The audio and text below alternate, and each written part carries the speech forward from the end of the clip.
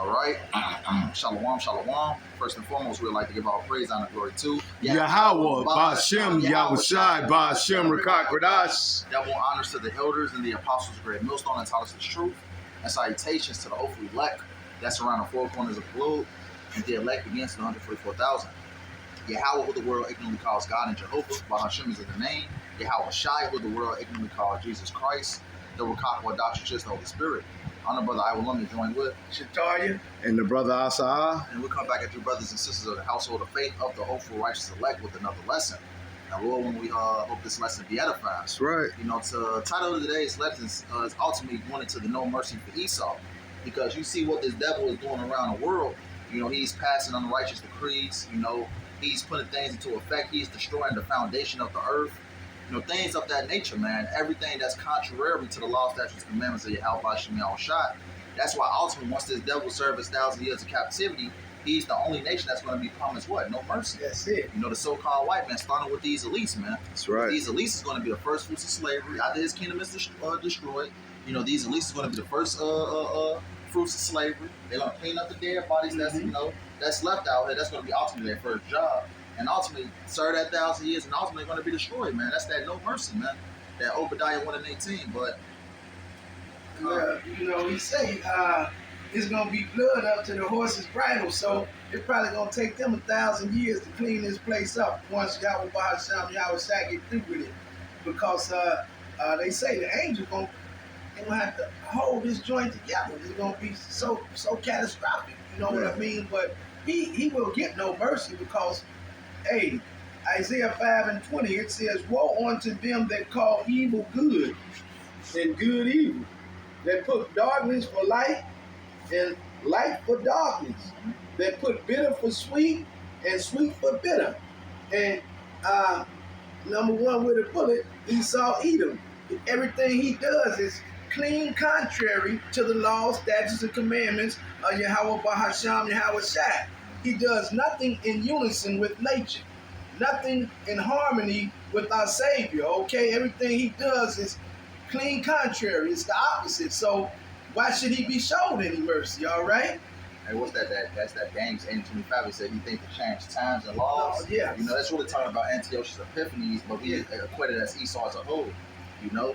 Well, going into that Maccabees, that when they got their hands on things, wickedness spread exceedingly. God. Mm-hmm. I get that Isaiah, what's that, 10:1? This is the book of Isaiah 10:1. It says, "Woe to them that decree unrighteous decrees, and that right grievousness which they have prescribed." Because we know who's in rulership that's able to pass these laws. What, Job 9:24, the earth is given into the hands of the wicked. So Esau has the power to what? To change laws, to change times, and things of that nature. You know, really going back to that James 8:25, which I just quoted. 7:25. James 7:25, Con. Yeah. Come on, Elder. I'm gonna get it for you. Yeah, Con. So this is what this devil is doing, man. He has given the rights, you know, for alphabet people to get married. You know, small children to call themselves they them. You know, basically an operation change, things of that nature. This is what this devil is putting into effect, man. Hey, put the alphabet lifestyle into schools to teach to basically condition the young people's mind. You know, this is what we're seeing right now. You know. And that's like I just said, man. This is the epitome of wickedness, okay? You can take, and this place is known. You can call it modern day Sodom and Gomorrah, modern day Babylon, modern day Rome 2.0, modern day Egypt, and this place is called all these things because it is the epitome of wickedness, okay? All these different kingdoms who were wicked themselves, they don't hold a candle to this wickedness here, boy. But this is what you asked for, Daniel 7:25. "And he shall speak great words against the Most High, and shall wear out the saints of the Most High, and think to change times and laws, and they shall be given into his hand until the time and the times and the dividing of the times." Right. If you go into Daniel 7 chapter, this is talking about Antiochus Epiphanes, but we equate it with Esau as a whole today, man. You know, this is what this devil is doing. He's changing times and laws. He's basically, because what? Ultimately, the law, statutes, commandments of Yahweh Ba'ashem Yahushai is supposed to be really the law of the land, the law of the whole earth. But ultimately, this man being the devil, he's accustomed to do evil. So what he does, everything contrary to the law, statutes, and commandments of Yahweh Hashem Yahushua. That's why ultimately, you get that Revelations. I believe it's 11 and 18, brother. Right. Real quick, I'll break it down for you. Just read it. You know it. Revelations 11 and 18. Come on. 11, 18. All right. This is Revelations 11 and 18, and it reads, "And the nations were angry, and thy wrath is come, and the time of the dead, that they should be judged, and that thou shouldest give reward unto thy servants, the prophets, and to the saints, and them that fear thy name, small and great, and shouldest destroy them which destroyeth the earth." And that's what this devil do, man. You know, I read that Isaiah 10 and 1, woe to him that decree and righteous decrees. This man is passing wicked laws and things of that nature, conditioning the people's minds, and ultimately making the land as a whole wicked, man. Because what? What's that? Sirach, the 10th chapter, I says, as the king is to himself. So is the people. Yeah, so it's the people.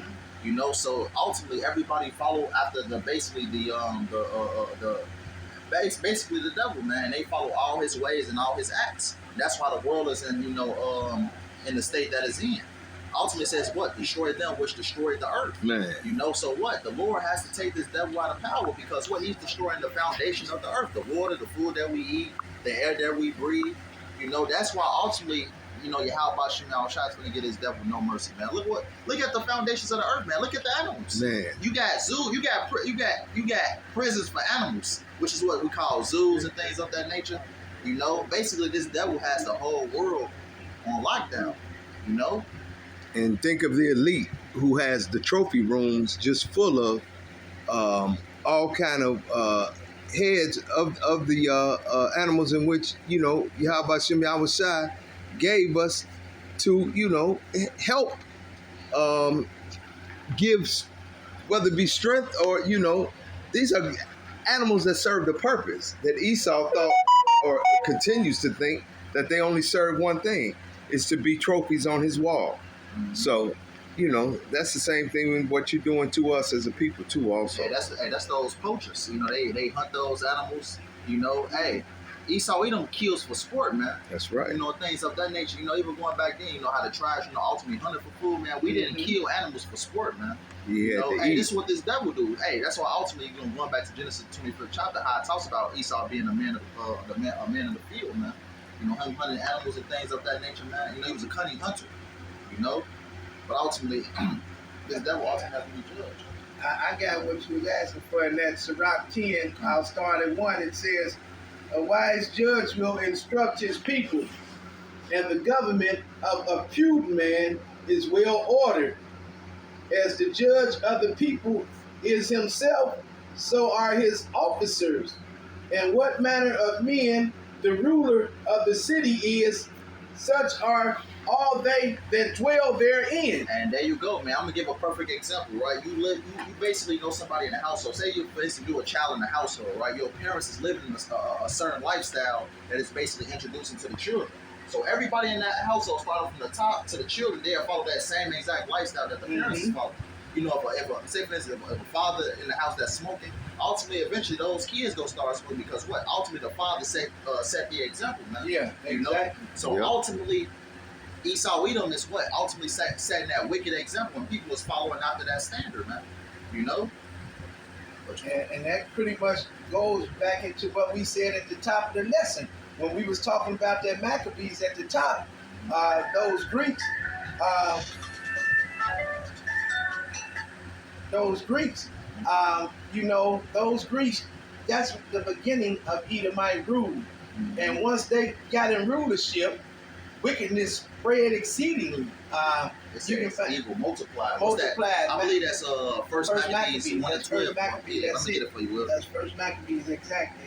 From a lifestyle to a death style. That's all he represents. Death, destruction, and turmoil.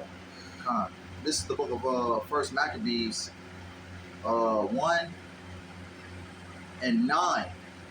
It says, and after his death, talking about Alexander the Great, and after his death, they all put crowns upon themselves, right? Talking about Alexander's generals. You know, I forget their names off the top of my head, but I know one is what Cassander, Lysimachus, Seleucus, Antiochus. Yeah, you know, these are Alexander's generals, which are Ptolemy. Ptolemy. That's the four generals right there. So yeah, ultimately these are Edomites. You know, when Alexander died, ultimately his generals put crowns upon their head. They started to rule. But I'm gonna read it again. First Maccabees 1:9. After his death, Alexander, they all put crowns upon themselves, so that their sons, after their many years, and evils were multiplied in the earth. Right? Because we know that Esau, is that wicked man? He's what? He basically promotes sin. That's what this devil do, man. Exactly. You know? He basically wants you to live in that type of lifestyle, that type of manner. You know, that's what Esau Edom ultimately introduced to the world, man. You know? Just like they just gave you in Job 9:24, the earth is given into the hands of the wicked. That's right. They cover the faces of the judges thereof, if not who and where, roughly paraphrasing. But history has been whitewashed, okay? They've covered the faces of the true judges, okay? And they're ruling in darkness, all right? They're ruling in wickedness, okay? So wickedness is multiplying, it's steadily increasing, all right? Can I back you up real quick? Go ahead. This is the book of Malachi 1:4, really going into how wicked Esau is. Malachi 1:4, it says, whereas Edom said we are impoverished, but we will return to build the desolate places. Ultimately, that happened during the Renaissance, man, when Esau got back into power. Thus saith Yahweh of hosts, they shall build, but I will throw down, and they shall call them the border of wickedness, and the people against whom the Lord Yahweh have indignation forever. So wherever this devil go, man, see, he spreads his witchcraft, his wickedness to these other nations, man. Why you think Ishmael don't want Esau ass over there, man? Hey, because look at the women. You know what? Esau promotes, everywhere Esau goes, man, he promotes his democracy and things of that nature, man. What? The people of that land becomes greatly defiled. You know? Right. Hey, and Numbers. Give me Numbers 35. Numbers 35 and 33. I get that Numbers 35 and 33. Numbers 35 and 33. This is Numbers 35 and 33, and it reads, so ye shall not pollute the land wherein ye are. Say, you ain't spoiled that. Thus saith the Lord. This is Yahweh Bahasham Yahweh Shai. Don't pollute the land where you are, okay? Go ahead. For blood it defileth the land, and the land cannot be cleansed of the blood that is shed therein, but by the blood of him that shed it. See, that's why he says, do not defile the land with blood, because the only way the land can be cleansed of the blood that has been shed is by the blood of him who shed it. And Sir. Again, who runs this place, man? Man. Who is the epitome of wickedness, man? And that's why he will not be showed any mercy. Esau has defiled this land with blood, man. This place is built on the blood of my ancestors, all right? This place they call America, well, our ancestors built this place, man. And the atrocities, afflictions, and the trials that have been done to my people, it don't compare. Ain't no nation on earth went through what we went through, all right? That's right. Calm, I got brother. that James 2:13. Bring it out. All right. This is the book of James 2:13. It says, for he shall have judged without mercy, that have showed no mercy, and mercy rejoiceth against judgment. Right? Esau Edom, as a nation, hey, he showed no mercy, man, because even in the I believe it's wisdom or something. It says he showed no favor to the old or to the young. Yeah. You know, this is what this devil has done. It don't matter if he was a kid. Hey, went back to the northern kingdom, man. They smashed small, tiny little babies' heads across the trees, Right. man. Gut pregnant women and step on a fetus, man. These are small instances of what Esau have done compared to his whole, basically atrocities of what he's done to our people as a whole. It's hey. And we was to go into everything that Esau Edom has done, we'll be here all damn night. Exactly. And for what we don't know, Yahweh Ba'ashem, Yahweh Shai knows. Yep. So your judgment is no mercy for what you have done. You've reaped what you sow, and what has gone around is coming back around, Esau. There's no escaping what you've done. And he's trying to escape from his judgment right now. And man. man. You know? That's what he's trying to do. Because he's trying to. That's why he's ultimately trying to steal the birthright back, man. He don't want to be known as the Edomites. He don't want you to. Yep. He don't want to be known as who he really is. He wants to be Jake. He Yep. wants to be Ishmael. He wants to be everybody but who he is. Yep. And I always had a thing about this here Bible. Like these heathens, they always, well, the Bible is for everybody. I say, yeah, it's for everybody. If you accept the part that you got to play in it, it's for you too. If you can accept your part. But just to line back off what he's talking about, these atrocities, they don't compare. No one has been through what Israel's been through. Daniel 9 and 12, and he have confirmed his words, which he spake against us and against our judges that judged us, by bringing upon us a great evil. For under the whole heaven have not been done as have been done unto Jerusalem. And we have to remember, those of you listening and learning, Jerusalem is a people before it is a city, okay? So nothing can compare to what has been done to us, all right? That's why this Edomite will be showed no mercy, all right? Yes, I think it's hold on real quick. Probably can't find it right now. Right, I got somebody. Okay, I got some. Revelation 13 and 10. Yep. Okay, Revelation 13 and 10, it says, he that leadeth into captivity shall go into captivity. He that killeth with the sword must be killed with the sword. Here is the patience and the faith of the saints. Thus saith Yahweh Bahasham Yahweh Shai. That's right. And we speak his words. He speaks through his prophets, the saints. That Lord will we be them men, all right? That's right. Okay? Hey, Con. Hey, he that killeth with the sword must be killed with the sword, man. Hey, ever since Esau got back into power, man, hey, nothing but death and destruction towards our people. You know? And different traps and different contraptions that you could think of, man. Hey, even some of the clothes, I believe it's Levi with the horse. You know how what Esau used to do, just something that these devil used to do. He had basically tied Jake's hand on one side of the horse and his feet on the other side of the horse, and he had basically let the horse run in separate directions and rip Jake in half, man. Well, I actually, it go a little deeper than that, but you're on the right track.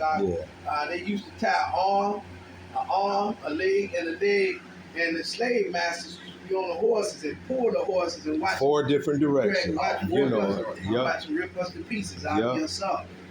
Just like the lynchings, that's Willie Lynch. He was a diabolical slave owner in the West Indies, and that word lynching, that was his name. That's where that comes from, okay? So just like he say, he who leadeth into captivity, he has to go into captivity. And he who killeth with the sword must be killed by the sword. So, just like I just gave you that Numbers 35 and 33, they defiled the land with blood, and the only way the land can be cleansed is by the shedding of their blood, man. That's right. So the Lord required that of the past, right? Yep. Those are the sayings in which Esau have created. Buck breaking. Buck breaking is get the biggest buck, the biggest brother, the biggest, and rape him in front of everybody to show his power. This man is just, there's nothing he hasn't done, under the sun that Yahweh Shem Yahweh Shai hasn't seen that knows he will be judged. And that's what we look forward to know what he has done. So he will have to suffer. Because we could guess, but Yahweh Shem Yahweh Shai knows. And that's why he gets no mercy. Again, brother. And not only that, just to line back off what you're saying, he's gonna reveal to us what they done to us in past lifetimes once we get this next download, so we can have that extra, no sympathy for this man. No mercy. Hey, just to have it even worse for these devils, man. Scripture said we're gonna meditate terror on these devils. That's it. That's it. You got that Obadiah No 1 and letter. 18. All right, this is Obadiah 1 and 18, and it reads, and the house of Jacob shall be a fire, and the house of Joseph a flame, and the house of Esau for stubble, and they shall kindle in them and devour them. and there shall not be any remaining of the house of Esau, for the Lord has spoken it. All praise to Yahweh Shem Yahshua. Hey, after Yes, Esau served his 1,000 years of captivity, he's going to be eradicated off the earth, man. 1,000 years a slave, sir. Yes. Hey, he gonna have to serve that punishment, man. Man. He ain't gonna have once his kingdom is destroyed, he just not gonna be destroyed out the He gotta pay what he has done, man. He gotta serve that captivity, man. You know. But just to back up, what you just read, Rick, I'm gonna close out with this one. That brothers ain't had no other precepts. Come. This is the book of Lamentations 4:21. Lamentations 4:21. It says to rejoice and be glad, O daughter of Edom, that dwelleth in the land of Uz. It says the cup also shall pass through unto thee. Thou shalt be drunken and shalt make thyself naked. What is that cup? That cup of torment, that cup of slavery, that cup of destruction. Esau is going to drink that, man, because what? We have to surely drink of that cup, man. Right. And we're the Lord's chosen people. We're the Right. Lord's sons. That's How much right. more the basis of all men, the devil, man? Yeah. And it says, verse 22, it says, the punishment of thine iniquity is accomplished, O daughter of Zion. He will no more carry thee away into captivity.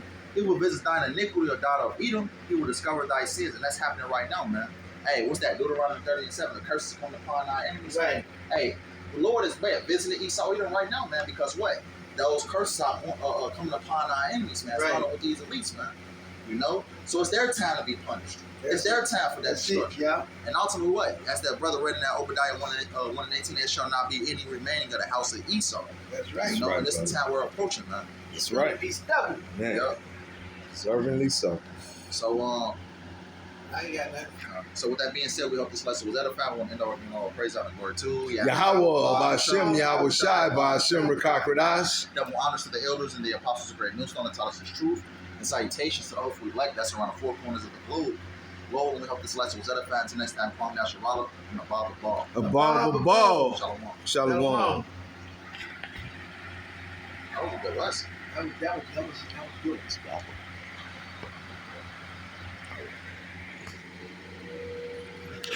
Beautiful, beautiful, beautiful. Yes, it was, brothers.